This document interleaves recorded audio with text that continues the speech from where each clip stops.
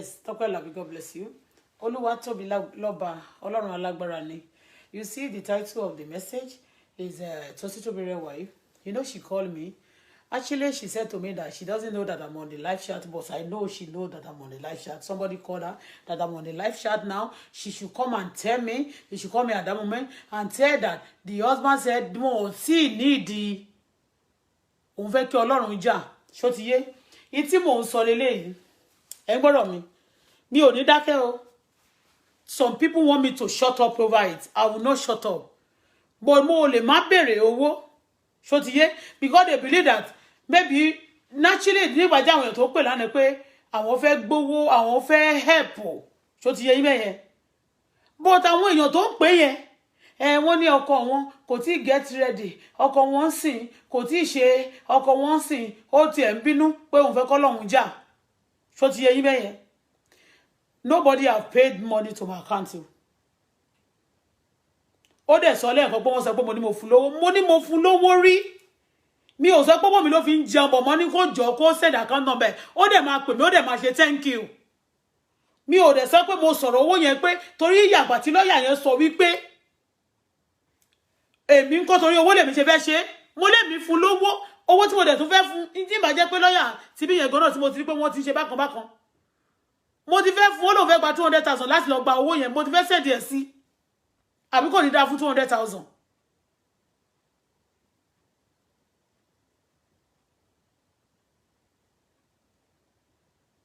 Tó lóun ò mọ̀ lẹ́kọ̀ọ́ pé wọ́n lèmi máa ń pè òun sórí chat. Tí a bá pè sórí chat kí ló ṣẹlẹ̀?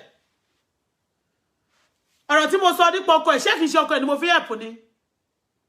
And again, mo ní èmi ara fún mi síbì kan pé kò dẹ̀ sọ pé mo ní mo fún nọ́mbà Amáyégún pé kò pè. Mo ní pé nǹkan kan kí ló dé máa mú kó fi ọkọ ẹ̀ sí, kó fi àbúrò tiẹ̀ sílẹ̀ tí wọ́n ní fi ìyá ọkọ yẹn sílẹ̀. Tí ò dẹ̀ gbọ́n mọ́. Ó ní ọkọ láwọn sì ń bẹ ọkọ òun.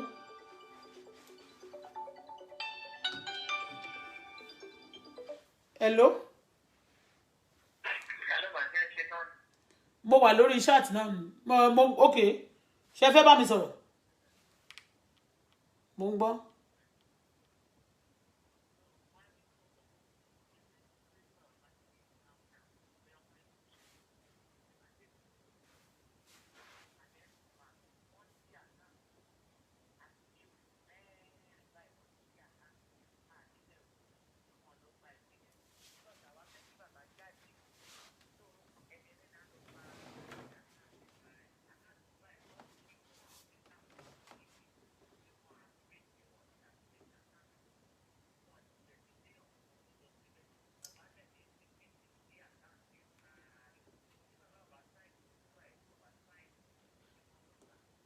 Báwo ni àwọn lọ́yà ṣe rí balance gbà níjọ́ yẹn?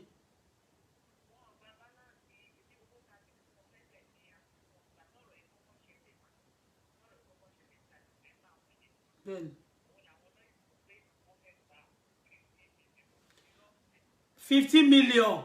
50 million. 50 million ló fẹ́ gbà.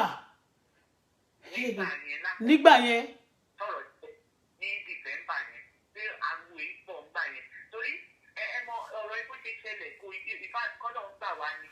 Because amúra sí ọ̀rọ̀ yẹn láti ìbẹ̀rẹ̀ wípé kí a lọ bá àwọn agbófinró ọmọ sọnù pé kán bá wá ọmọ. A dẹ̀ tún lọ sí rédíò. Àwọn DSS gan akọ lẹ́tà sí wọn. Ìgbà tí wọ́n sọ fún pé kí pọ́fẹ̀tì wá, àwọn DSS ló lè báyìí sí pọ́fẹ̀tì pé kó wá. Ìgbà tí pọ́fẹ̀tì lọ gan, a rò pé wọ́n ti fẹ́ bá wa rí ọmọ. Lọ́ ṣe àbọ̀ ti rọ́mọ lọ́jọ́ yẹn. Bẹ́ẹ̀ ni mo ní pọ́fẹ̀tì gan wà ní fasting and prayer. Prophet wà fún fasting and prayer. Àbúrò mi ó máa ń wá tọ̀dọ̀ ní àbúrò mi wà ń lé wa, ó mọ mọ́tò òun wà. Mo á ní òkè nígbà tẹ́ ti wà ní fasting and prayer ti jẹun láti bí 7 days now. Mo ní ẹkún jẹ́ káàbúrò mi pé ní wíkà àti drive. Mo ní ọ̀làgbàdúrà mo máa ń drive wọn. So wọ́n á ní èmi dẹ̀ wá ń gbé ọmọ lọ school ńgbà yẹn. Mo á ní kọ́kún jẹ́ káàbúrò mi ọjọ́ Tuesday ni. Wọ́n lọ sí church. Wọ́n ní tó bá ti parí kánsẹ́lì pé àwọn máa lọ sí DSS o. Wọ́n á lókè ẹ jẹ́ káàbúrò mi wà ní lọ sí DSS yẹn. Pé a lè pè ní débẹ̀ kò ní sísẹ̀ kẹkàn jòkó máa lọ because wọn ti jẹ wọn ti break lọ́jọ́ yẹn wọ́n ṣe dé DSS wọn àwa retí wọn kán dé wọn dé gbà tí wọ́n máa. inú àwẹ̀ ni wọ́n wà ní ọjọ́ yẹn tí wọ́n fi mú wọn yẹn.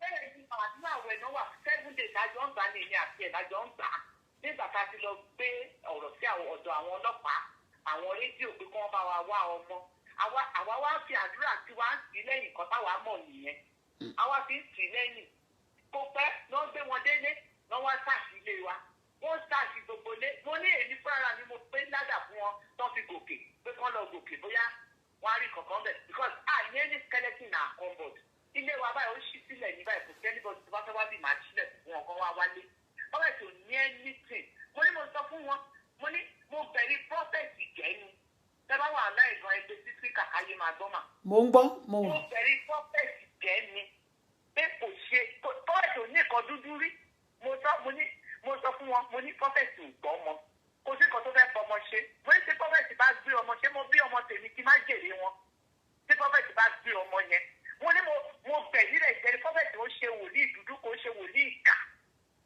adé wọ́n wálé wa wọ́n fàṣì gbogbo everywhere wọ́n rí anything against this man wọ́n lọ sí church wọ́n fàṣì everywhere kò sí kankan tó rí bẹ́ẹ̀ o. a rí bẹ́ẹ̀ni a rí pé wọ́n rí nǹkan kan. wọ́n lọ gbé prophet lọ sí DSS. ṣebí lọ́ọ̀yà ni ṣebí lọ́ọ̀yà ló gbé lọ. lọ́ọ̀yà ló gbé lọ. àbúrò mi mú sẹ́ẹ̀tì ó mú fóònù wọ́n ní wọn lè gbé mọ́tò lọ nígbà tí wọ́n wá máa padà lọ lọ́ọ̀yà ò mọ̀ pé wọ́n gbé bàbá wálé wá sàkílẹ̀ o wọ́n fi lọ́ọ̀yà pamọ́ sí inú yàrá kan síbẹ̀. irọ́ ló pa ó mọ̀ irọ́ ni dẹ́mọ́ ni.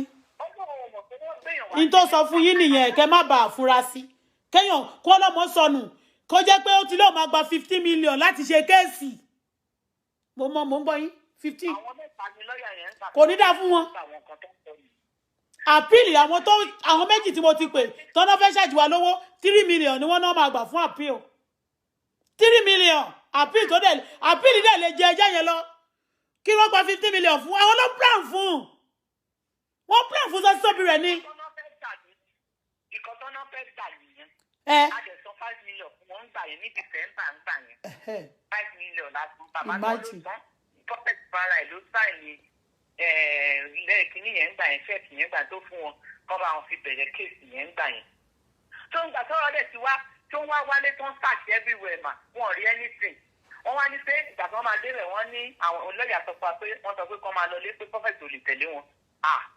èmi náà wá ń pè mo ṣá wá ń pè nobody tí mo rí pé mo ṣe drive débẹ̀ nìyẹn mo bá wọn lẹ́nu ọ̀nà DSS mo ṣe àbúrò mi wá ní mọ́tò ńkọ́ bàbá ńkọ́ wọ́n ní wọ́n sọ pé prophet ò lè tẹ̀lé wọn ni for what kí ló ṣẹlẹ̀ mo rò pé wọ́n fẹ́ bá wa wọ́ ọmọ ni èyí wá ní prophet tán tún gbé síbẹ̀ ó ṣàfún mi ní fóònù prophet ó ní kí n gba fóònù tó òun ní tán ní kàn kó valuable thing tó bá wà nù mọ́tò nítorí mọ́tò yóò lè tẹ̀lé wọn lọ ó lóun dẹ̀ rí pé òun kọ́ ló ní mọ́tò òun mọ valuable things tó wà ń bẹ̀ ó lóyún fóònù bàbá tó dẹ̀ wà ń bẹ̀ lòún mú ó lóun ní ó dẹ̀ fi lé mi lọ́wọ́ níwájú DSS ìgbà táwa rí information nígbà yẹn mo ṣe explain fún yín nígbà yẹn pé wọ́n ní àdàmú kan tó lóun lòún gbọ́mọ kìnnìkan bó ṣe send message sí fóun prophet ẹ mọ̀ pé nọ́mbà yẹn ó wà káàkiri ni kò séèyàn tí ò mọ nọ́mbà yẹn bí mo ṣe wá mú fóònù èmi fúnra rà bímà ni mo mú fóònù lọ sí DSS pé wọ́n náà ti rọ́mọ ẹjọ́ ẹ bá wa wo message yìí o ẹ bá wa track ẹ nìyí o kọ́ndé tó lóun lòún gbọ́mọ o bí àwọn DSS ṣe wojú ara wọn nìyẹn wọ́n ní níbo la ti rí fóònù wọn ní ṣèbí fóònù ọkọ mi ni ṣèbí àbúrò mi ló fún mi níwájú DSS níbí lọ́jọ́ tẹ́ sọ pé wọ́n lè gbé mọ́tò lọlé ó tán o bọ́n ṣe róòfù àbúrò mi nìyẹn wọ́n ló sì dì ti evidence o evidence tí àbúrò mi delete wọ́n dé MTN mà wọ́n rí anything pé wọ́n delete anything lórí fóònù torí prophet ò ní skeleton lórí fóònù mo máa ń ṣe wọ́n rí anything o pé wọ́n delete evidence o evidence tán delete wọ́n rí gbé jáde o àwọn ní MTN sọ pé kò sí ẹni tí wọ́n delete ní inú fóònù ní ọjọ́ yẹn wọ́n dẹ̀ mú àbúrò mi wọ́n mú wọn síbẹ̀ wọ́n jọ mú wọn síbẹ̀ wọ́n tún ṣe judgement wọ́n lọ ń ka judgement kan tí ìyá ọlọ́mọ sọ wọ́n ló sọ pé ó ní kàn jùjú ó sọ pé wọ́n ní kí ọmọ ọlọ́kadà ní is it possible ma? ó ní pọ́pọ́sì wọ́n wá sọ fún fọ́fẹ́sì pé ókè o pé kí fọ́fẹ́sì lọ ṣe kọ́ńkọ́ wọ́n lọ ṣe àpì fọ́fẹ́sì sọ pé òun ò ṣe àpì tó mọ̀ pé àwọn adájọ́ yẹn wọ́n mọ̀ pé òun ò ṣe kìíní yìí tó wá mọ̀ pé adájọ́ ọba òkè ó máa gbèjà ọjà ó máa wọ́n gbogbo àwọn tó wà ń jọrọ̀ tó máa fi tẹ̀sí. wọ́n máa ṣẹ̀sín but ẹ dúró náà bí tẹ́ dé yẹn ẹ dúró mà. You are like as a woman of God torí pé ìyàwó pastor mo respect yín but bí àbúrò mi and you also always respect me as well.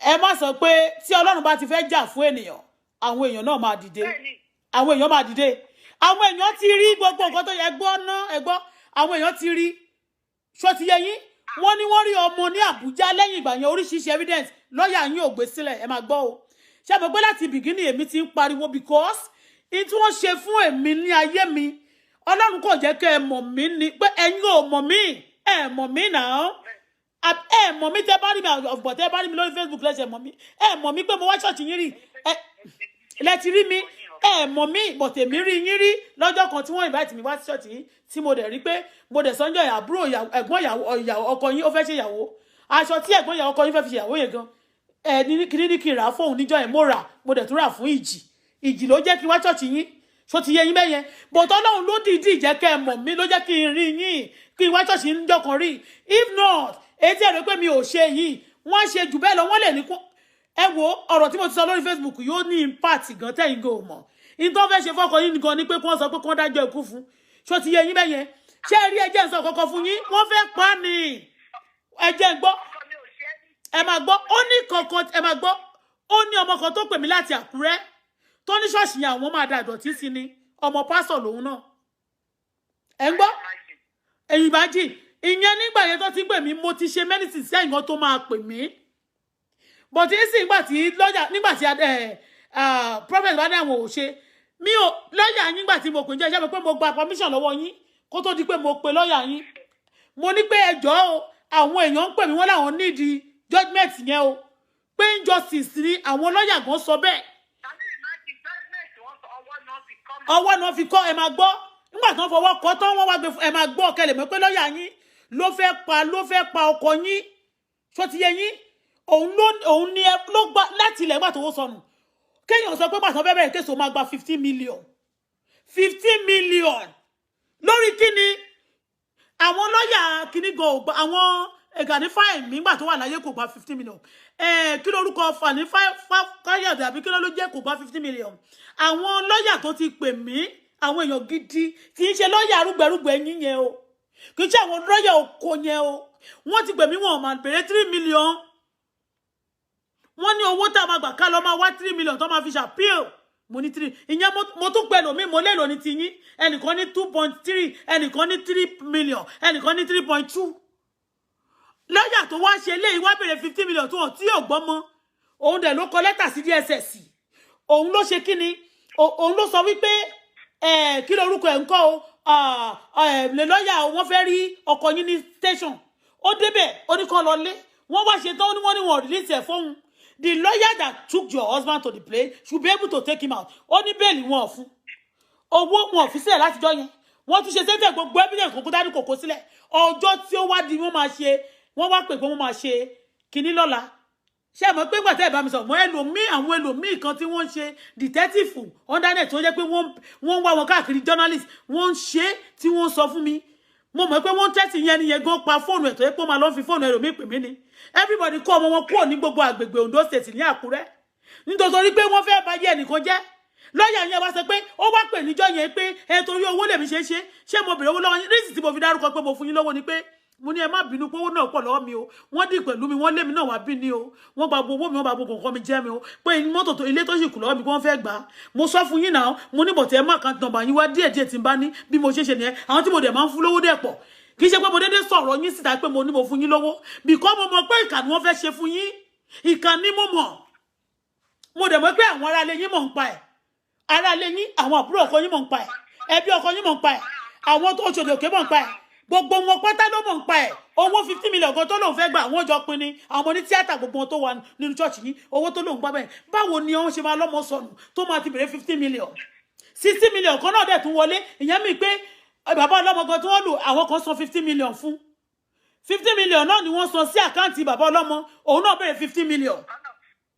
Ọlọ́run ṣàánú wa o ìgbà yẹn a fún wọn ní ìbẹ̀rẹ̀ pé tán bá 5 million no bẹ̀rẹ̀ bọ́ láti ilẹ̀ àwọn bẹ̀rẹ̀kẹ̀tẹ̀ l'Abuja. My sister, listen to me. Bẹ̀rẹ̀kẹ̀tẹ̀ l'Abuja, mi ò kí ń gbowó, àwọn injustice àwọn kan wà. Ṣó ti yé yín báyìí wọ́n ní ẹ̀ nídìí owó. Ẹnìkan sọ fún mi pé nígbà tí mo kọ́kọ́ béèrè owó ní kì í ṣe owó la kọ́kọ́ nídìí. Àwọn fẹ́ wo orísìn nǹkan tí wọ́n fi fún ẹni yẹn ní life imprisonment nítorí ọmọ ọdún kan. Tí ọmọ tí wọ́n rí lọ́wọ́ ẹ̀. Adájọ́ sọ pé there is no physical evidence, pé kò sí any concrete evidence wọ́n lè fi sọ pé wọ́n jẹ̀bi ọ̀rọ̀. Wọ́n wá ní ìyá ọlọ́mọ. Ọ̀rọ̀ ẹni. Pé ìyá ọlọ́mọ sọ pé pé wọ́n kidnap ọmọ ẹ máa gbọ́ ẹ jọ ṣé adájọ́ yẹn tí orí adájọ́ bá pé.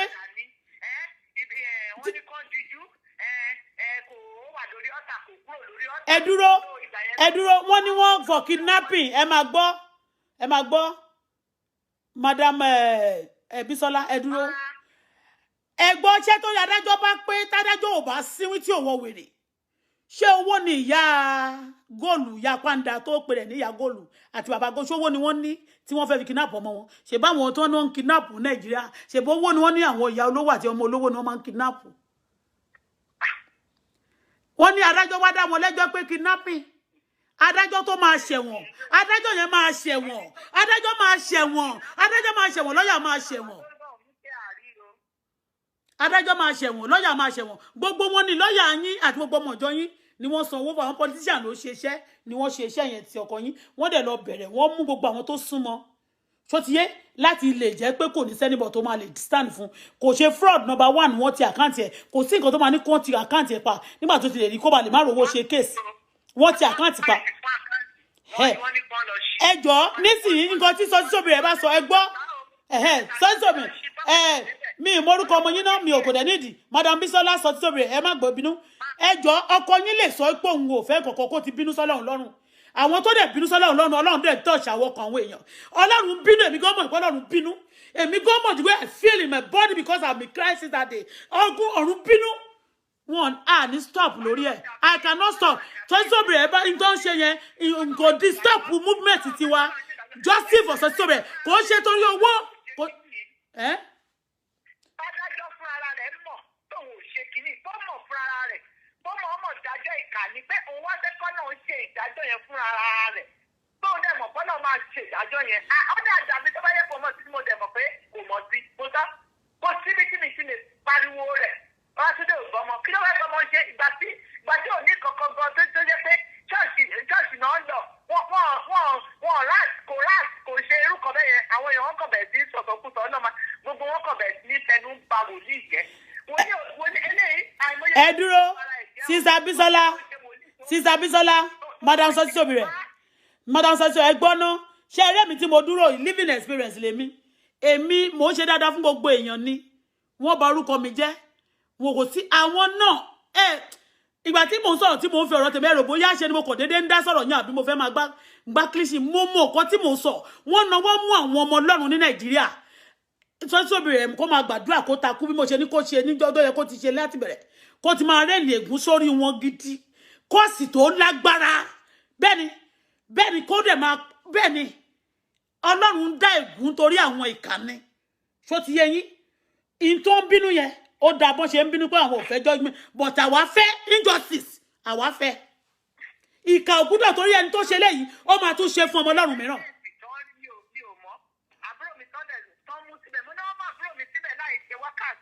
láì ṣe ọmọ ìjọ láì ṣe jíjẹ́ǹdì ìfisà wọ́n mú síbẹ̀ fọwọ́sì ìkọ́tọ́ndẹ̀ ni ọlọ́run ló ti sọ evidence ẹ sọ pé kọ́ńtẹ́ evidence wọn jáde tó dì sọ yìí wọ́n rí gbé jáde ní MTN máa o fóònù prophet wà lọ́wọ́ wọn o wọ́n rí ṣe ní MTN kan gbé evidence jáde. kò sí evidence.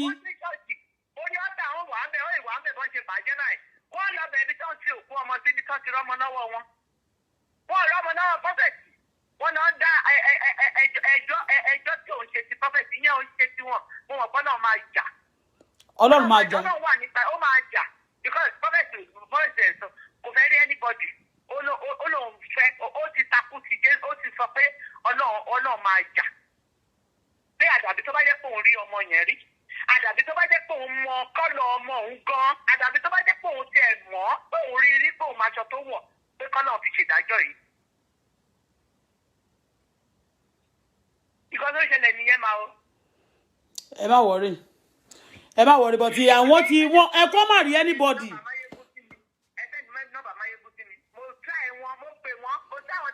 Ẹ fi bèrè sílẹ̀ gbogbo wọn ni politician ni olóṣì làwọn yẹn olóṣì ni máyégún wo máyéwèrè máyébàjẹ́ máyépọmọlẹ́kún afánilórí kòkó mọ afẹ́ anamọlọ́mọlẹ́gba afánilórí fọ̀dàkún abayé ẹni jẹ́ olóṣì làwọn yẹn.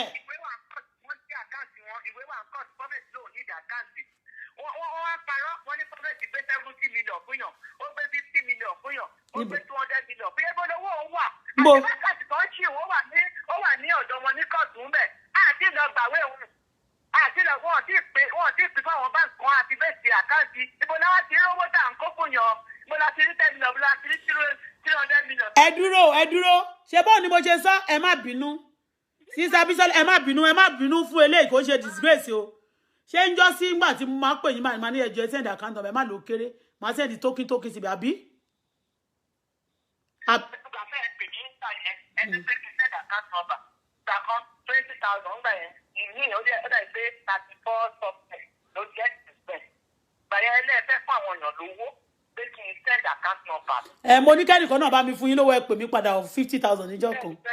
20,000. Kì í ṣe yẹn.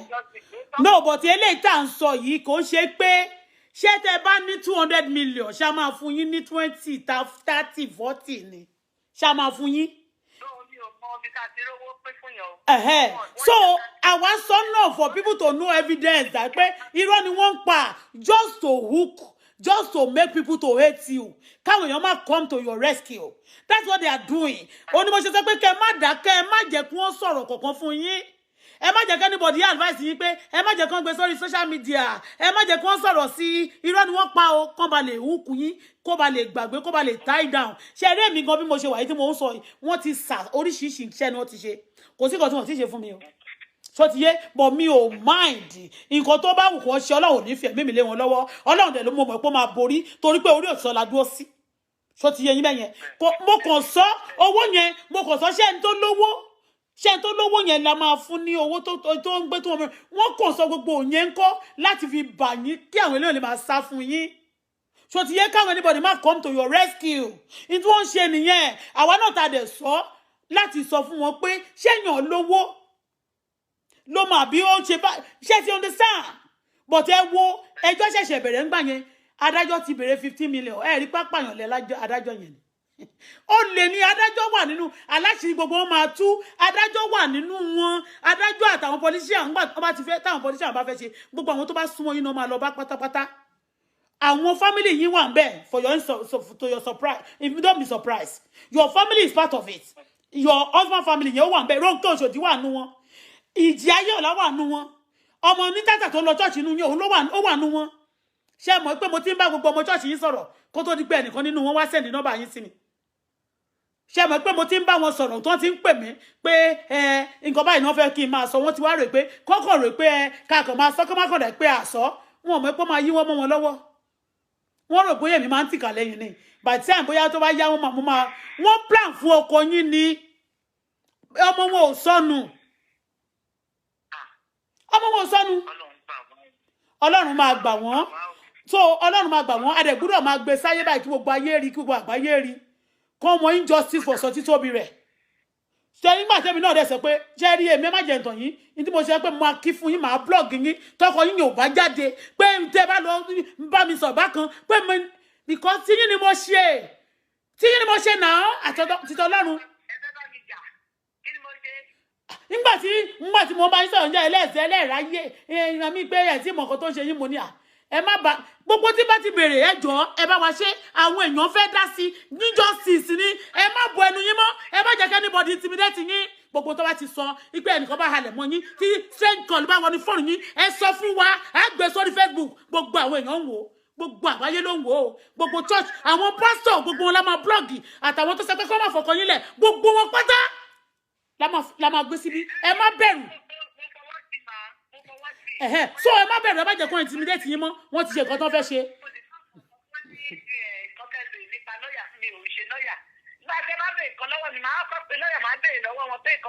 lọ́ọ̀yà yín yẹn ẹ má béèrè lọ́wọ́ ẹ̀ mo ti bú mi ẹ̀yin náà ẹ máa gbọ́ ẹ̀yin mo béèrè lọ́wọ́ ẹ dúró mo béèrè lọ́wọ́ yín ní ìjẹta kí n tó pè é ó ti dìjẹta ń sìn mo ní ẹjọ́ àwọn èèyàn ni wọ́n ní ìdí judgement yẹn wọ́n fẹ́ rí di ẹ o ẹ wá ló ní ẹ ọwọ́ ni wọ́n fi kọ́ ìgbà tó ń fọ̀hún òun ti gbà á ẹ òun wá lòun fẹ́ lọ máa táìpù ẹ̀ mo wá sọ wípé ṣó yẹ kóun. mo ní wọn tí ì gbà ó lọ́wọ́ náà fi kọ judgement ó ní wọn tí ì sáàpù ẹ̀ fún wọn ó náà máa ṣe lọ́kọ lẹ́tà sí kóòtù pé wọ́n nídìí ẹ̀ ní ó ní wọ́n lè ṣe máa táìpù ẹ̀ ní kóòtù yẹn. but ẹlòmí ẹnìkan sọ fún mi ṣé kẹ́mi sọ fún yín ó ti gba judgement yín ó ti gbà ṣé kí n sọ fún yín. èmi ò ẹ mọ̀ pé mi ò sí bẹ́ẹ̀. ẹ sí ń bẹ̀ bọ̀ tí èmi ó ti sọ fẹ́mi ó ti gbà á àwọn èèyàn kan dẹ̀ ti lọ ń bè lọ́wọ́ ẹ̀ pé àwọn fẹ́ rí ẹ máa gbọ́ kò fẹ́ múlẹ̀ ni kò fẹ́ múlẹ̀ torí tó ẹ máa gbọ́.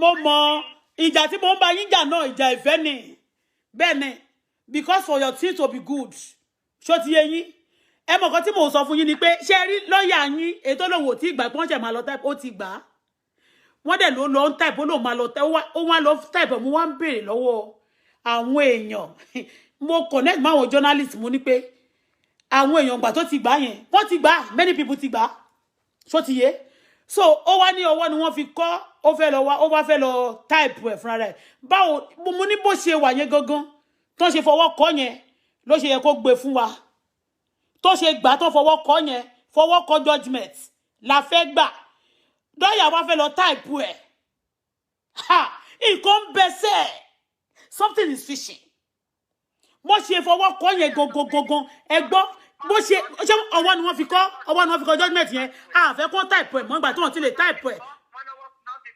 wọ́n ní àwọn court wọ́n máa connect àtàwọn court pé wọ́n ní the judgement yẹn wọ́n láwọn court wá sọ fún wọn pé ọwọ́ náà fi kọ́ pé wọ́n ì máa type ẹ̀ fúnra wọn wọ́n máa type ẹ̀ wọ́n jẹ̀ wá tap lọ́ọ̀yà tó sọ nìyẹn. ẹ jọ̀ọ́ ẹ torí Ọlọ́run ṣé àwọn lọ́ọ̀yà adájọ́ yẹn kò mọ̀ pé òun ṣe pé òun ló pè pé òun fẹ́ ṣe judgement níjọ́ yẹn kí ló dé tí òfin mọ̀ pé òun máa ní láti type. wọ́n náà yí ni o wọ́n náà yí ni. wọ́n yí wọ́n yí judgement yẹn ní ọjọ́ yẹn. mi ìgbọ́rí wọ́n dẹ̀ fọwọ́ kọ́ a dẹ̀ sọ pé kí wọ́n fún wa kí ni evidence tó fi sọ pé wọ́n jẹ̀bi evidence tó fi sọ pé wọ́n jẹ̀bi bọ́ èmi mọ̀ pé eléyìí tán fún kì í ṣe tiwọn lórúkọ jẹ́. ẹ dúró ná ṣé ẹ mọ̀ nǹkan tó ṣẹlẹ̀ ṣé ẹ rí judging tó tún fẹ́ lọ máa type yẹn ọ̀tọ̀ ní judgement tí wọ́n kọ o ọ̀tọ̀ ní tó máa lọ type tó bá tún yá o. gbogbo wárí kan tó ń kọ gbogbo ìṣèlú wọn tó wà mọ̀ bẹ́ẹ̀ wà ń bẹ̀ wọ́n mọ̀ kan tí adájọ́ kà á kọ́lọ́kọ̀ míì wò ṣé wọn mọ̀ kan tádájọ́ kà ní tó. ó dẹ̀ ti wà lórí social media. bẹ́ẹ̀ ni wọ́n mọ̀ kan tó ń kà á. wọ́n lè yí eléyìí o wọ́n rí yí náà kí wọ́n fẹ́ yí bẹ̀ kí wọ́n sọ pé wọ́n ṣe evidence rà ẹjọ́ gbogbo àwọn tó pààyàn tó gé orí tó jẹ́ pé àwọn wòlíì ní ìkan tó ní ọṣẹ dúdú sílé wọn ṣe bí gbogbo ìnáwó gbé sórí social media tó bá fẹ́ mú wòlíì mú. wọ́n mú lè fi gbogbo ayé á ní ẹjọ́ evidence wo náà gbé sórí social media. kò sí. wọ́n gbé síta evidence wo bọ́ọ̀sì ò ní ẹni skeleton ní kọ́bọ̀dẹ̀ kó ṣoògùn rí kì í ṣe bọ́ọ̀sì tó ń ṣoògùn kò lè kí ló wẹ́ fọmọ ṣe ẹlẹ́rara mà ní wà àwọn ń gbàdúrà pé ká rí ọmọ wọn wá náà bà wá jẹ́. ẹ gbàgbé nípa ìbàjẹ́ yẹn Ọlọ́run máa bà wọ́n jẹ́ kanlẹ̀kanlẹ̀ nígbà tó bá ti dẹ́kun àti ìbànújẹ́ ọ̀run máa bà wọ́n jẹ́ kanlẹ̀kanlẹ̀ so ẹ má wọrí ẹ ṣé mo dúpẹ́ pé bá mi sọ̀rọ̀ ó wà lórí social gbogbo ayé náà ló gbọ́ ẹ ṣé á sọ̀rọ̀ later all right. Yes.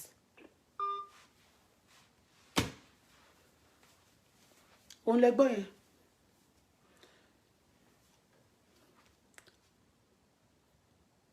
Justice for Sotitobire. Thank God pé ṣé mọ̀ pé Sotitobire wife ni mo fi sí. Luckily for me, she calling when I want to start. A lot of people, they will busy calling her. And those who are calling her, majority of them, they are enemies. Just for us not to expose them. For us not to want your work or judgment.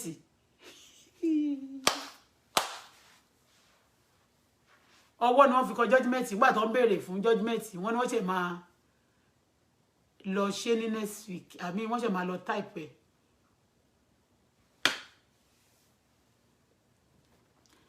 nígbà tí kéèsì ti bẹ̀rẹ̀ ní nígbà tí ọjọ́ tán ti ní wọ́n ń wọ́ ọmọ báyìí pàrà tán ti kọ lẹ́tà ni lọ́ọ̀yà ti sọ pé ó máa gba 15 million ẹ̀rí pólè ní adé ẹ má fojú dòró rárá oko o ìgbẹ́ lówó wà tó tọ́ lọ́ọ̀yà Àkúrẹ́ gba 15 million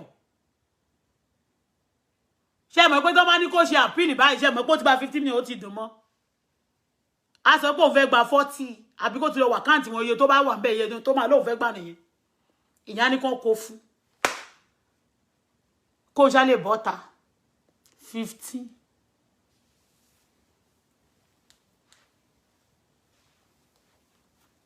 òun ló ṣe sọ pé mi pé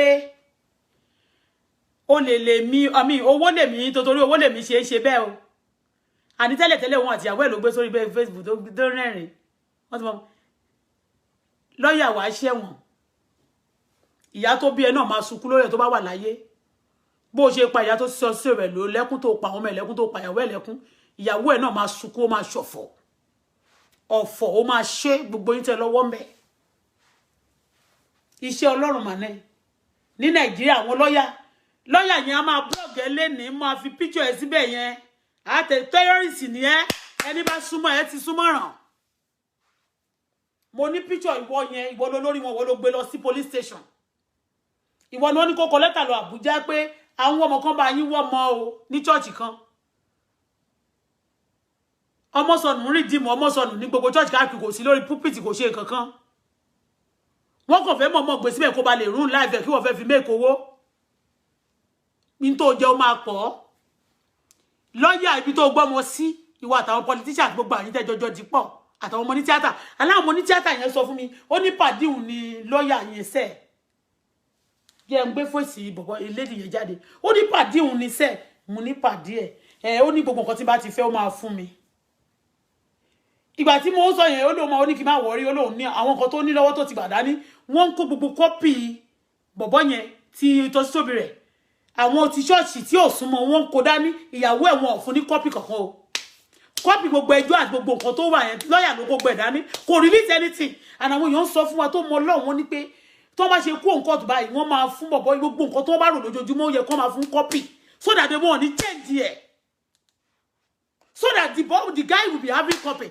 the lawyer refuse to drop anything lawyer Sotitobire olórí burúkú ni olóko láìpẹ́ láwọn tẹ́rọ́rìsì o láti báyé Sotitobire jẹ́ ṣùgbọ́n Ọlọ́run kò ní gbà fún ọ gbogbo ibi tẹ́ pinnu lápapọ̀ gbogbo yín lẹ ó forí yín gbé gbogbo orí yín lẹ máa fi gbé bí yín. The guy is an innocent guy. He cannot hurt a fly. Ẹnìkan tó bá wá di tó lórí burúkú mọ̀rin olórí burúkú mọ̀rin tó sọ tó gbé nìkan wá sórí Facebook pé òun mọ àfà Babátúndé tẹ́lẹ̀ òun ti ń bá pé ọmọ ó wá sọ̀rọ̀ ẹ̀ bíi pé ó láàfà ní tẹ́lẹ̀ ẹni tó yẹ pé àfà ni kì í ṣe àfà àfà àti àfà a ó fi mu gàrí kò ń ṣòun alpha and omega orúkọ tí ẹ yàtọ̀ sí orúkọ nǹkan tó ń pè yẹn ó tó lórí òun mọ̀ rí ọmọ kékeré tó yẹ pé ó ṣẹ̀fẹ̀ wọ 40 ni young guy ni bó tó gbọ́ Ọlọ́run gbọ́ tó yẹ pé kò já bọ́bọ́ yẹn kò ṣe is a very ẹni tó gbọ́ Ọlọ́run gbọ́ ni ẹ wá dá ẹ fẹ́ dá ìyá ẹ lóró gbogbo yín lọ́lọ́run ìyá yín máa sunkún lórí yín ìyá yín ó máa sunkún lórí ìyá ẹ lọ́yà ó máa sọ lọ́yà ẹ wá ní a simple sentence of English you cannot even say ìyá láyé wo tí n bá rí ẹ nọmba wà máa kọ́kọ́ nù ẹ náà kò dẹ̀ sófin tó máa gbé mi máa nù ẹ bàjẹ́ Ọlọ́run ẹlẹ́ni máa wọ́n máa sọ̀kò pa ẹ́ ní bọ́ ṣe sọ̀kò pa ọlọ́pàá yẹn gbogbo yín tẹ́ ẹ bá lọ́wọ́ bẹ̀ wọ́n máa sọ̀kò pa gbogbo yín ni. wọ́n kọ ọlọ́pàá lórí ọ̀rọ̀ yìí lórí ọmọ olùsìtẹ́ wọn ní oúnjẹ kò pàǹdà ọmọ yẹn less than pàǹdà ẹ mọ pàǹdà ọmọ yẹn tún less than pàǹdà ọmọ òṣìwò nìyẹn tí wọ́n torí kọwọ́ pọ̀ ọwọ́ Ọlọ́run lójọ́ wọ́n tẹ̀kùn ògùn wà bẹ́ẹ̀ títí ẹ̀rí tọmọ yẹn àtìyá ọmọ yẹn ròún sí bọ̀tì gbogbo yín pátá la máa tú ìdí yín síta 50 million àwọn lọ́yà oríṣiríṣi ó ti pè wọ́n ní 3 2 tó bá jẹ́ kó tó bá fi bí irú kéèsì yẹn ṣe rí bẹ́ẹ̀ yẹn tó ìsọ̀rọ̀ owó jù ló sọ 3.2 ìyẹn mi pé tó bá pẹ́ akọ̀dá kẹ́sì tá àpẹ́ tó ó rò pé tó bá ti ṣọ́tọ̀ pẹ́nu mi wọ́n fi Sotitobire jẹun ní Àkúrẹ́ ìjà ayé ọ̀la gbogbo yín pátá lè máa ṣòfò sọnù tọmọtọmọ gbogbo yín tẹ lọ́wọ́ mẹ́ gbogbo yín máa ṣòfò tọmọtọmọ ní gbogbo yín pátá tẹ lọ́wọ́ mbẹ́ torí jọ́sí náà bó ṣe pè mí nìyẹn tó fẹ́ máa ṣe bí pé ó camouflage fún mi wọ́n ti wá fún ní appointment ó rò bóyá appointment yẹn jẹ mí aṣọ tíyàwó Buhari máa wè mí gan wọ̀ àbáyé yín ò fẹ́ dání Canada ni wọ́n ń pè bí kẹ́ Canada ni wọ́n ń pè bí níbi bá wọn ṣe nàìjà inú tọrí wọn ò fẹ́ tẹ́rọ́rìsì ṣó ti yé bẹ́yẹn ó ní wọ́n fún lápò ó rò bóyá máa sọ̀rọ̀ á máa pè àmì mọ̀ pé látijọ́ yẹn kò ní dáa fún yín mi ò kó anybody yín jẹ mi ò lá yín ẹni tó ṣe burúkú mi ò lá ẹni tí bá pè ó jẹ́ bísínẹ́sì àbí mo kàn wé pé irú máyégún olóṣì yẹn tó yẹ pé mo kàn máa send message láàárọ̀ pé kó lè wá sọ́dọ̀ Jésù ni kó yé ba ayé jẹ́ mọ́ ní tí mo bẹ́ẹ̀ ní pé ká sokùn mọ́ wèrè lọ́rùn kó yé ba gbogbo ayé ọmọ ìjẹ́ tó bó ṣe wà yẹn ó ti ba ayé gbogbo ọmọ ìjẹ́ tó bá kú bó ṣe wà yẹn báyìí straight to ẹ àwọn ọmọ ìná kẹ̀dẹ̀ wọ́n máa jẹ bastard ìyà kò ṣe pé mo ṣe pé bí akórìíra wọn èèyàn ò lè máa ṣèkà ò lè tájẹ erùpẹ̀ kó ló fẹ́ gbowó kó náà ní gbowó òkúta bẹ́ẹ̀ ni tó bá ti fi kọ́ tájẹ erùpẹ̀ wàá gba owó òkúta surely banker ni.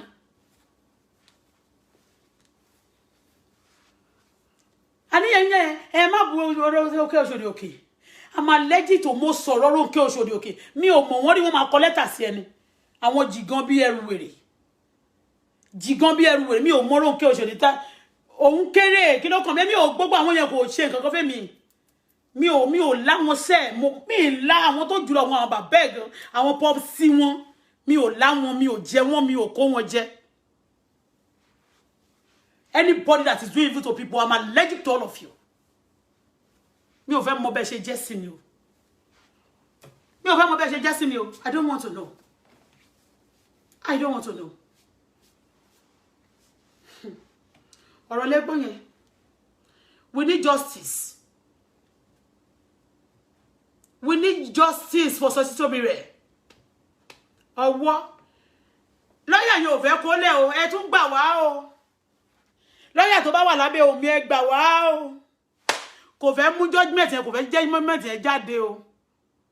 Ó máa sọ fún wọn, ó nìkan ló lè ní access láti lọ gbà mú ní ìyàwó ẹ̀ lè ní access láti lọ gbà mú tẹ̀tí wọn pé ó máa fẹ́ máa postpone, ó máa fẹ́ máa join ẹ̀.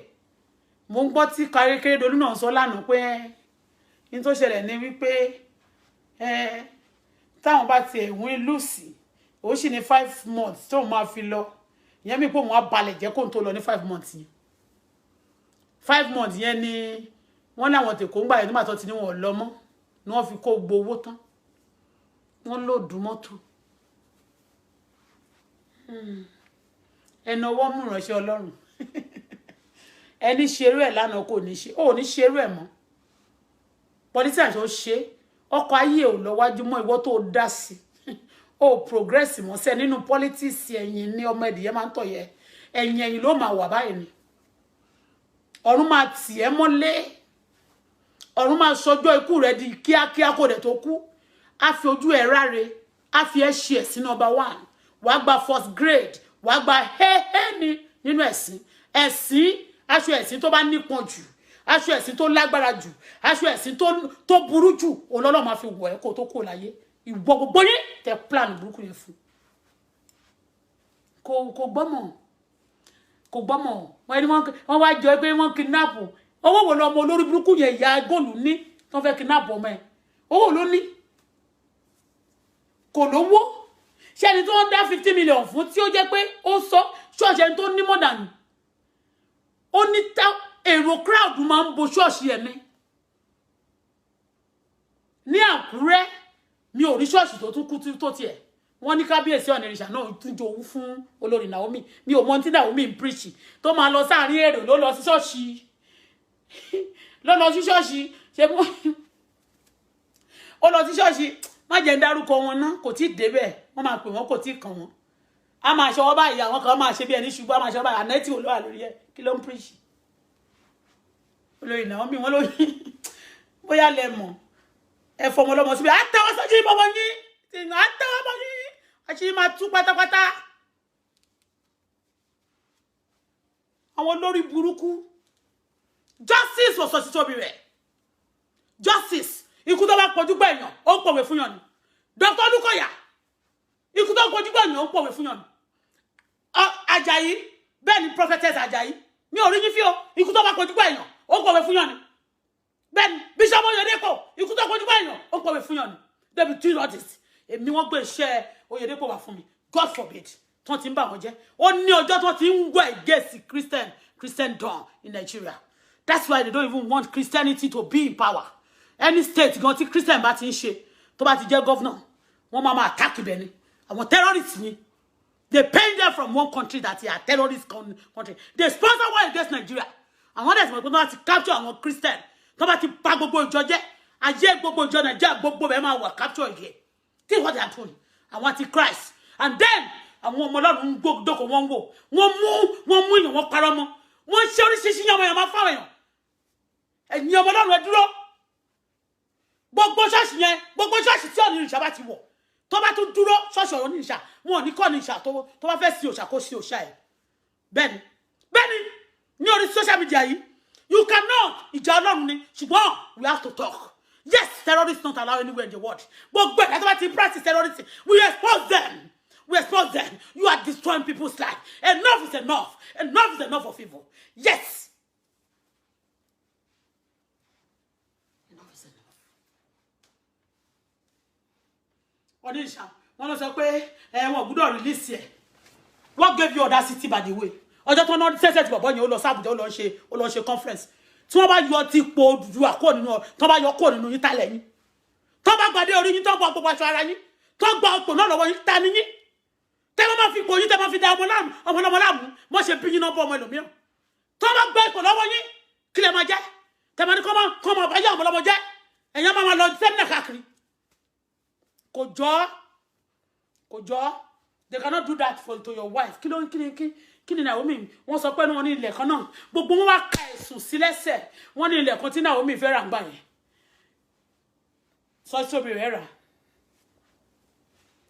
Naomi ò dẹ̀ mọ̀ Sotitobire ò dẹ̀ mọ̀ lọ́ọ̀yà olórí burúkú náà ló gbé wá ló ní kí lọ́ọ̀yà yẹn kí bá sọ ìwà lọ ra ilẹ̀ kan bì kan lọ́ọ̀yà yẹn ó ti ṣe atrocity ńlá nínú ayé Sotitobire but thank God today ẹ̀ṣírí ẹ̀ṣẹ̀ṣẹ̀ tún torí gbogbo yẹn èmi ti mọ̀ Ọlọ́run ti fi wọ̀n mi pé bọ̀bọ́ yìí ọjọ́ tí mo pè báyìí mo ṣe ń pè kò down next ó kàn lọ post picture ìyàwó àtòun ni ó kàn gbé sórí Facebook ó kàn rẹ́rìn ni tẹ́ bá lẹ́ni tó bá ti anybody tó bá ti gbé picture ìyàwó òṣì kan àti ọkọ tó bá tún post ẹ̀ sí mi àbí tó bá ti ṣe rẹ́rìn báyìí ègún ni máa gégùn sí yín mo lè lọ print picture yín mo ní printer lé máa jókòó sórí yín báyìí máa dó sórí yín báyìí máa dẹ̀ máa gégùn fún yín olórí burúkú yín wọ́n máa ní ẹ̀kọ́ lọ mo ń bọ̀ mí tìdí bọ̀bọ́ yẹn ilẹ̀ tí wọ́n sọ pé Sotitobire fẹ́ òun náà ló pe Sotitobire kó wá ra o wọ́n lórí Naomi olórí báwo kí ló kàn mí wọ́n ní Naomi kò ju ẹgbẹ́ ọmọ mi lọ Naomi 36 ní Ṣọlá kò ju ẹgbẹ́ Ṣọlá mi lọ wọ́n lóun fẹ́ ra lẹ̀ náà Sotitobire ò dẹ̀ mọ̀ olórí burúkú lọ́ọ̀yà náà ló pè pé kó wá rà ìyẹn dẹ̀ rà ó tán ẹ̀sùn yẹn náà ni olórí àmì onírìṣà ló gbé fún ló tún fi kan gbogbo wọn mú ẹ̀sùn wọn jáde ó ṣe báyìí o lọ́ọ̀yà náà dẹ̀ ló ó circulate ó ta gbé ó ta round ó ra olè who is Naomi ta ni yín tẹ́ ń sọra yín di nǹkan ta ni yín gan ta ni yín mo bèrè ni o tán bá yọ tèmi èmi ọmọ Odùduwà lèmi náà Yorùbá ni mí tán bá yọ gbogbo tí Odùduwà yọ ọmọ Yorùbá kọ̀ọ̀kan kúrò nínú gbogbo ọba tó bá sọ pé òun ò fi ti ọmọ Odùduwà ṣe tó ń ṣèkà fún ọmọ Odùduwà kò ní jẹ́ nǹkankan tán bá yọ ti gbogbo àwọn ọmọ Odùduwà ìkan náà tó pè mí wọ́n dárúkọ níní ìkan tó pè mí pẹ̀lú sínétọ̀ yẹn àbúrò òun ni olórí Naomi kí ló kàn mí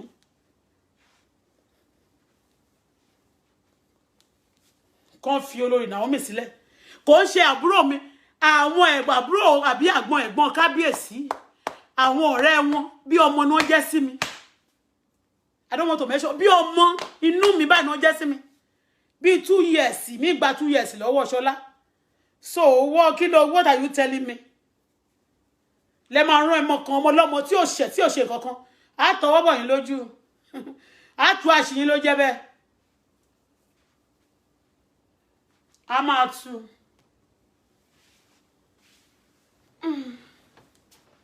á tú àṣìyín ló jẹ́ bẹ́ẹ̀.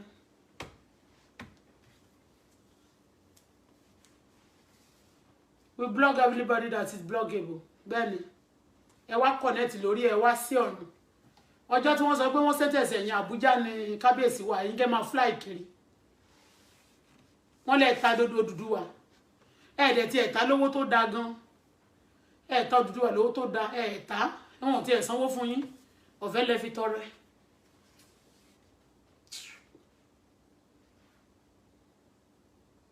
ọmọ Ọlọ́run lè wá fẹ́ máa fọwọ́ ọmọ Ọlọ́run lè fẹ́ máa fojú wọn gbolẹ̀ bẹ́yìn ẹ rí pé Máyégún ti jẹ tiẹ̀ gbogbo yín lẹ máa nígbà tán bá pe Máyégún tí ò bá dá gbogbo yín pátá lẹ máa ṣe gbogbo yín la máa expose wọn lẹ ń pààyàn ọba ẹ̀yàn mélòó ló ti prosecute yín náà ẹ tún kó aṣọ sórí sọ́rùn Tóyìn Kọ́ládé ìyẹn á máa wọ ọṣọ kiri bí eégá máa wọ ọṣọ kiri Iyemọja lẹ́yìn tó gba Jésù tán tó tún ráṣẹ̀ wá ṣe yépa ó fẹ́ ìtọ́jú ńlá ẹ tètè lọ mú so Tóyìn tó ṣe Jésù tẹ́lẹ̀ tó ṣe yépa nísẹ̀yìn ó lárùn ọpọlọ ìwọ tó sọ pé ó ti mọ Jésù ó jẹ́ má wẹ̀yìn rárá fẹ́ ewu ń bẹ lẹ́yìn.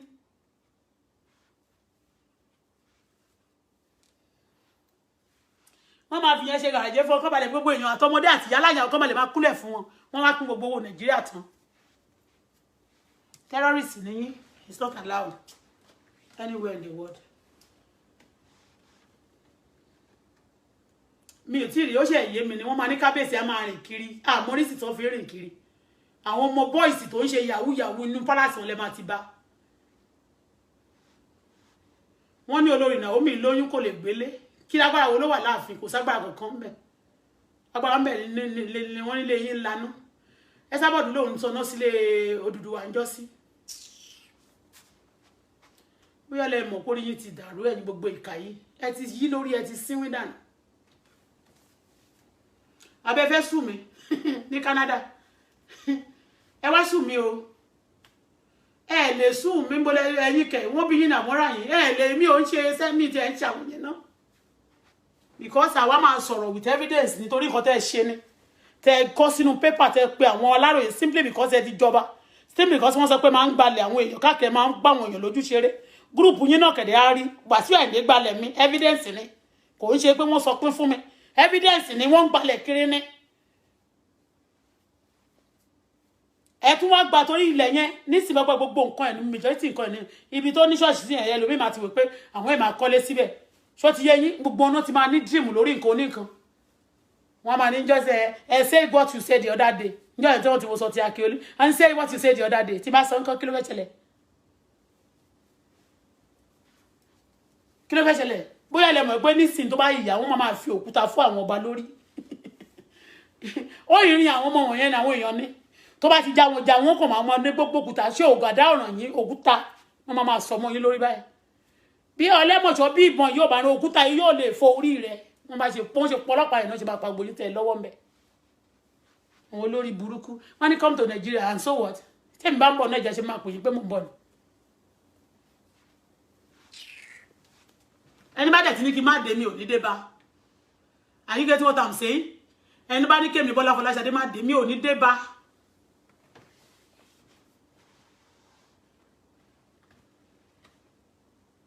mo ló ṣì ọjọ́ tó náà sẹ́tẹ̀sì ẹ̀ báyìí wọ́n ti pè mí wọ́n ní ẹ ó sọ pé tó wáyé kí wọ́n tètè pé wọ́n ní wọ́n bá tètè rí wọ́n kàn róòpù bọ̀bọ̀ ní bọ̀bọ̀ wọ́n kàn róòpù ọmọ lọ́mọ ọ̀nìrìṣà wọn ló wà lábújá bóyá ìwà ń bẹ̀ ń sìn ó kàn máa lọ Àbújá ṣeré ni wọ́n náà ń wa máìnì àti ẹ̀mọ́ nǹkan tó fi ń ṣe gan pàtí náà ni gbígbé kọ́ wà tán kọ́kọ́ fáyé fẹ́lẹ́ kán kó fún Àyìndé kán fi po lórin kán ṣàfi ṣe ráìsì kán dẹ̀ ra ìlẹ̀kẹ̀ àti gbogbo ẹ̀.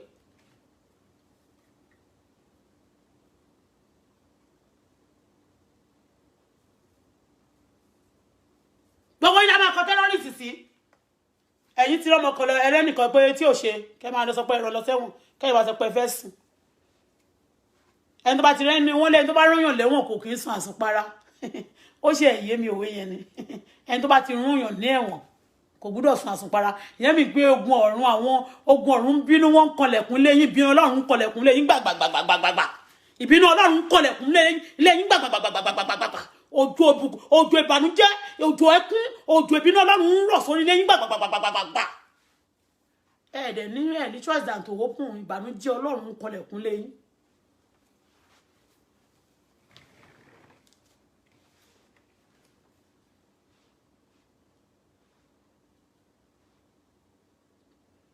wọ́n tún máa kó sí àwọn èèyàn tó bá gbogbo mọ́gbà yẹn gẹ́yẹ wá bẹ̀rẹ̀ sí í ṣe yánmayànmá let me check wo tó bá ṣe yánmayànmá lórí platform mi okay that's good ìbínú ọlọ́run kọlẹ̀kùn lé gbogbo yín gbàgbàgbàgbàgbàgbàgbà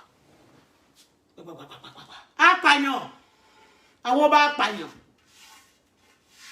níjà yìí náà wọn ò jẹ́ kó sọ ẹnìkan lọ sí ṣọ́ọ̀ṣì Kàsálí wọ́n fẹ́ kó máa pè wọ́n náà ní abẹ́mi náà kí máa pè yín dádì ó dẹ̀ pé yín ti bàjẹ́ mo fẹ́ máa lo èjì mi sí ọjọ́ tó rí mi tí n bá wà tí n bá kú dà tí mo wà nípa ti ara máa ṣe yes mà fún yín tí n bá feel of the spirit of God máa pè yín ẹ̀ tọ́mọ ẹ̀ tẹ́rú gan.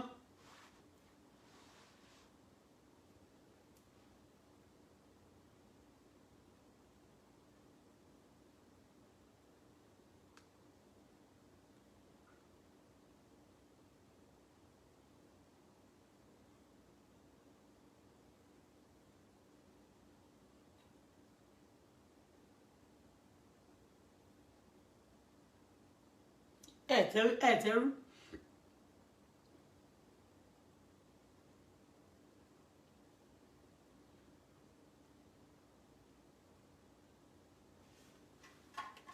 ọjọ́ tó náà senate bọ̀bọ̀ yẹn báyìí celebration tí ẹ ò ní kọ́kọ́ gbé sí ó lóun ní seminar kan l'Abuja ni ó ní seminar kan l'Abuja ni wọ́n yọ tó dúdú wà kúrò kọ́kọ́ yọ tadé ọba àti gbogbo aṣọ ọba lọ́jọ́ orí ẹ̀ tábúrò mi so tó bá fi ń jọba yẹn kẹ́kọ̀ọ́ respect kì í ṣe being Oduduba representative is not for you alone it's not for you alone people don't know their right it's not for you alone it's not for you alone you should stop terrorizing and destroying people it's not for you alone ọjọ́ tí wọ́n ní wọ́n jáde láti kìíní yẹn kí ló kàn mí pẹ̀lú jáde yẹn àbórí yín burú ni kí ló kàn mí pẹ̀lú ẹ mo sọ́nà àwọn ọmọ tó ń gbé lọ sátìmọ́lé yẹn wọ́n ló ṣe olórí Naomi wish Naomi torí pé ayé títí yín ẹ máa ṣe pé ẹ̀dá yẹn máa forfeit ayé àwọn èèyàn láti fi sọ pé fẹ́ fi tó ayé yín ṣe ayé yín máa forfeit Ọlọ́run máa forfeit yín.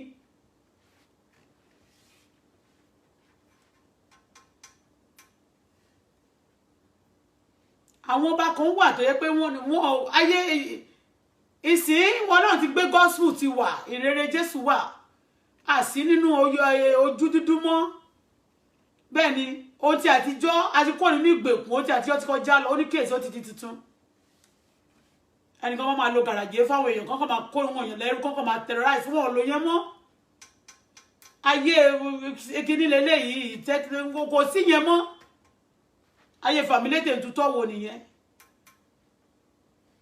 wọ́n ní Naomi wọ́n fẹ́ ra lẹ̀ kan ọlọ́yà yẹn wá pè é pé kó wá ra kó mọ̀ bóyá Naomi fẹ́ ra lẹ̀ tẹ́lẹ̀ tẹ́ bá ti lè ní ẹnìkan báyìí máa ní tẹ́ bá ti lóbìnrin kan ìyẹn náà kéwà yẹn á máa fi obìnrin ẹ̀yẹn á mọ̀ fọ lórí burúkú ẹni tó níjọ̀jọ̀ lọ́rùn gbogbo píṣọ̀ tó máa ń sẹ́ni sórí Facebook fítà ni píṣọ̀ Títí Màṣà is a fítà Títí Màṣà fítà ni gbogbo ilẹ̀ máa kan àbùkù eléèrò wọ́n ti kàn díẹ̀ láàárọ̀ òun kùtùkùtù ń sí ẹ̀ tí ẹ̀ ẹ máa bá yé ẹlòmíì jẹ obìnrin míì jẹ láti sọ pé kíkẹ́ ọtí tí ìyàwó tí kò máa gbádùn ìyàwó yín kò ní gbádùn òfò lómi ẹ̀fọ́ ṣe wọ́n máa dájọ́ èpè fún yín ni ẹ máa rí pé ò ní jà yín èpè máa jà yín ẹni tá a bá súre fún nínú yín gan rí àdègùn lórí yín á jẹ yín bí ajẹ nínú kó jẹjẹrẹ ló máa dì lórí yín àdì kánsà ẹ máa bá yé àwọn ọ̀dà sí ẹ máa sọ pé fẹ́ fi tú ti yín ṣe tí yín ó máa rún jégé ó máa rún jégé ni. Terrorist is not allowed. Ìwà terrorist ni. You are terrorizing others. Terrorists is not allowed. The whole world hates it. The whole world hates it. Justice for Sotitobire. Justice for Sotitobire. Justice for Sotitobire. Somebody cannot be sentenced to life imprisonment with that tí ó ṣe fún nǹkan tí ó ṣe. Ṣé rí pé àṣírí lọ́yà yẹn ti tú. Gbogbo àwọn ọmọ ọjọ́ wọ́n jọ kò láì pẹ̀lú ẹ̀ ni. Kì í ṣe gbogbo wọn àwọn kankan bí ìjì yẹn. Ẹ̀yin tí politician bá wọn lọ ní church mi ò fi ṣeré fún yín o. Kẹ́ wà careful. Ibi tí ìjì bá dẹ̀ ti wọ̀ kẹ́ lé wọn. Ibi tó yí Oṣòdì Òkè ìwọ tó bá ń bọ́ Oṣòdì Òkè sọ ṣe kó mọ̀ pé ayé ẹ̀ ti fẹ́ wọ red nìyẹn. Ayé ẹ̀ ti gbé carbon. Gbọ́mọgbọ́mọ ni wọ́n gbogbo wọn. Gbogbo wọn yẹn tó máa ń ṣiṣẹ́ fáwọn tó àwọn kọ́gbà míì àwọn politicians. Ìtí politician bá ti sọ pé kán lọ ṣe fún ọ̀nà máa ṣe tó máa ní kán lọ jọ́ ọmọ gbé máa jí gbé tó máa ní kán lọ kúrọ́ mọ́yàn. Wọ́n á dúró máa kúrọ́ mẹ́rin yẹn lójú wọn ló ṣẹlẹ̀ lójú wọn. Wọ́n ti sanwó fún wọn. Wọ́n sanwó ẹ̀mí èèyàn fún wọn ni. Ronke Oṣòdì Òkè tẹ́ bá ti rí ẹsọ̀ kò fún ẹfọ̀ kò pa á. Ọkọ ẹ̀dìdì ló sọ́dà nínú ilé ibi tó tẹ́rìbù dé.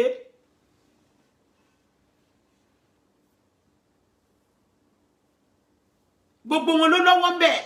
They work for politicians, they collect your gbogbo ẹ̀tọ́ yín pátá ni wọ́n máa sanwó fún wọn wọ́n bá ní kó lọ ṣe yín léṣe.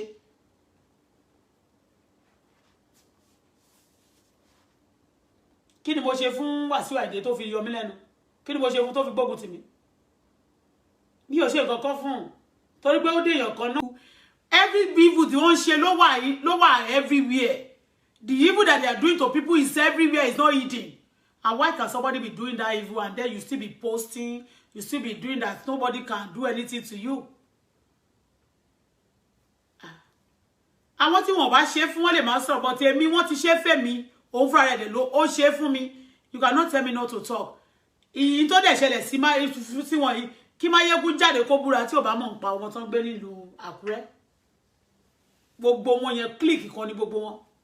Kó wá jáde kó fi gbogbo ICK kó búra kó gbogbo property kó bí gbogbo àwọn ọmọ ẹ̀ búra.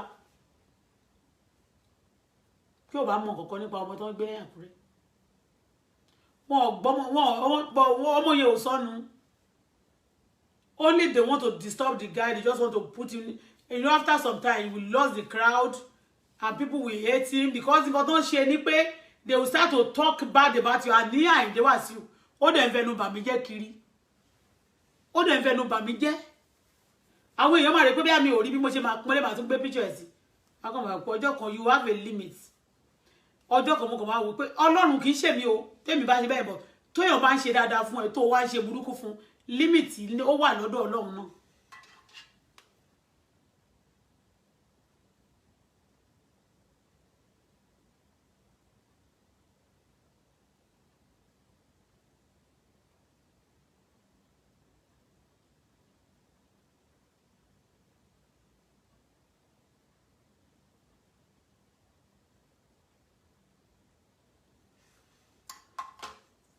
You know what before, you know what they are doing. Ọmọ ọjọ́ yẹn wọ́n ti wọ bẹ̀. They are now getting the money. Kì í ṣe gbogbo wọn o. Gbogbo àwọn tó fẹ́ràn náà wọ́n lé wọn sígbó àwọn tó wà fẹ́ràn àwọn terrorists àwọn olórí burúkú tó kù yẹn. They are just doing things. They just want to be eating his things and selling his property and dominating àti lawyer. So for somebody mo read the comment ẹnìkan pé why the people love him. You don't know when these people started with. Ọlọ́run ò ní jẹ́ kó rí jẹ́ àwọn politicians. Wọ́n máa change the heart of people towards you. They will buy them with money. They will be paying them money to do that havoc and evil for you. Money they are paying money. Money is not working again. They are paying us seriously to be saying rubbish about Dr. Olukoya. They pay them. But gbogbo àwọn tó ń da ilẹ̀ Yorùbá tó dẹ̀ ń da ṣọ́ọ̀ṣì tó ń da Christian náà rú nísìn. They wà sí wà lára wọn.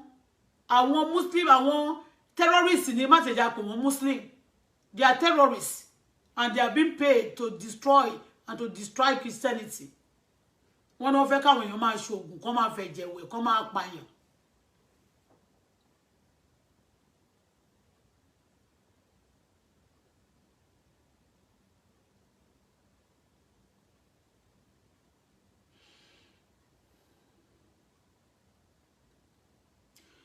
Justice for Sotitobire.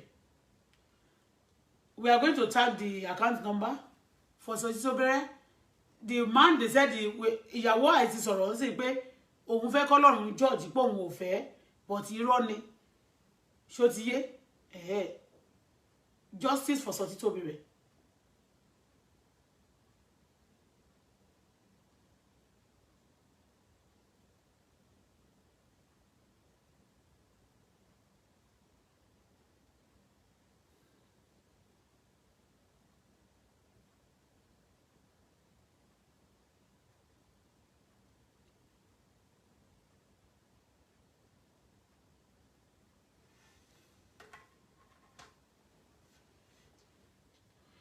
The busy in tí wọ́n ṣe ní pé lawyer yẹn gangan kò fẹ́ kó gbogbo nǹkan tó wà lọ́wọ́ ẹ̀ sílẹ̀. The lawyer tí ó jẹ́ tó ta síta wọ́n ka ẹ̀sùn nísìnyí. It's possible I end this chat and will come back again. We are still on this matter. Justice for Sotitobire. Gbogbo àwọn ọba irú kì í ṣe gbogbo ọba ò nífẹ̀ẹ́ ó ka ẹ̀sùn sí lẹ́sẹ̀. Senator ka ẹ̀sùn sí lẹ́sẹ̀ pé kò wá wò ńgbà tó sick. Ẹlẹ́ni tó gbàdúrà fún tó fi lọ sí Senate ni tí wọ́n attend tí wọ́n di choir ní church. Senator yẹn photo ó mọ̀ sí choir tó máa bá wọn kọrin tó máa ní kó máa bá pastor gbé máa ní kó jẹ́ kó wọ suit ẹ̀. Agbára gbogbo sọnù. Àwọn olórí burúkú dédé. Mo ń padà bọ̀ wáyé tó bá ní má dé mọ́ ni mi ní dé bá. Inte mọ̀ a máa sọ fún yín sẹ́ àṣírí pastor yẹn àṣírí lawyer yẹn ó ti tú. Lawyer yẹn ó kò láìpẹ́ láwọn politician ni. Ilẹ̀ tó pé Sotitobire kó wá rà. Sotitobire ò mọ̀ bóyá ìyàwó Ọ̀ọ̀ni ti fẹ́ rà tẹ́lẹ̀.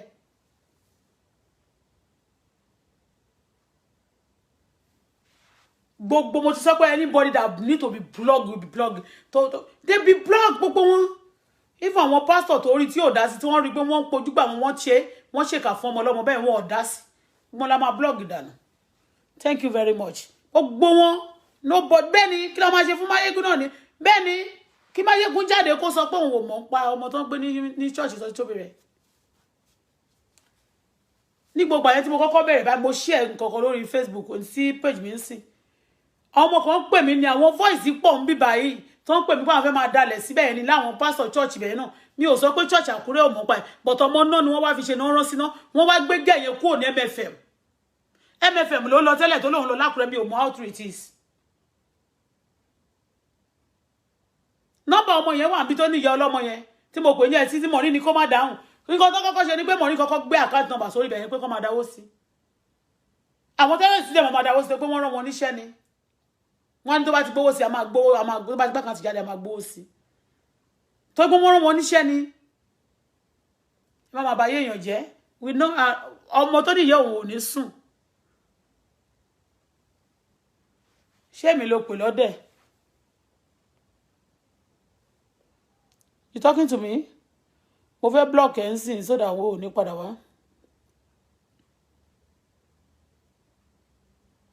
Eléyìí ní ìwà confusion will be okay.